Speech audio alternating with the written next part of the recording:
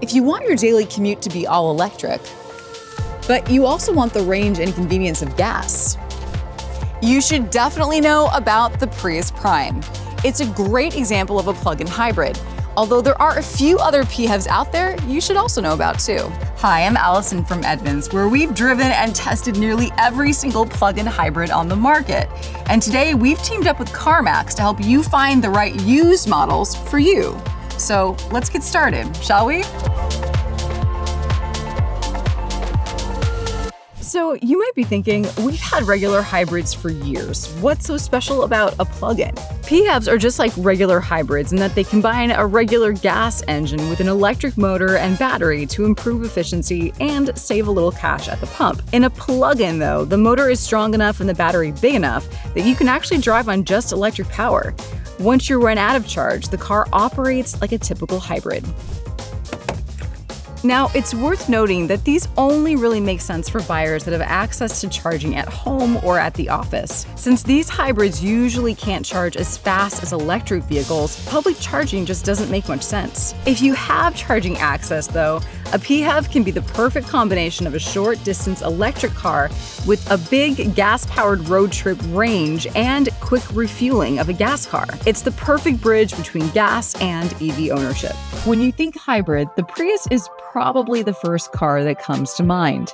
It was the first popular super efficient hybrid when it debuted over 20 years ago, and Toyota has built a plug-in version ever since 2012. It's called the Prius Prime, and although we love the third gen that debuted in 2023, most of the used car market is filled with second gen models like this one.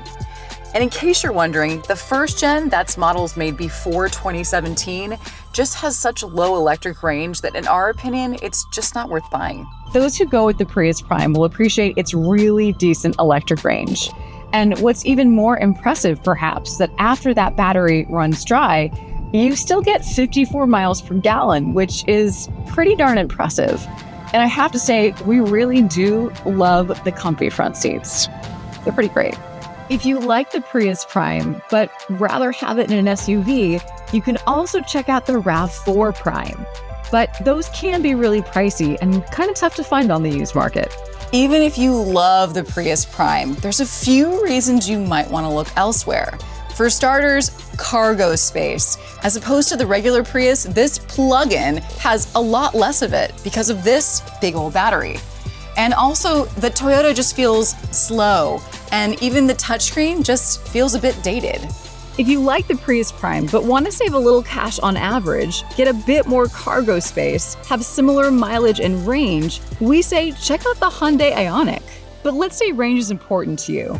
If you can charge at home, your daily commute is around 50 miles, and you want to drive on electric power to save a little money and make fewer trips to the gas station, one plug-in hybrid stands above the rest. The Chevy Volt was the first popular PHEV when it showed up in 2011, but we'd suggest spending the extra cash and getting a second gen like this one. The Volt has more than double the electric range of the Prius Prime. Few other used options can better bridge the gap between owning a gas car and your first EV. Another benefit, it's significantly cheaper than a Prius or an Ioniq. This car is pretty handsome in our opinion, and it drives well too.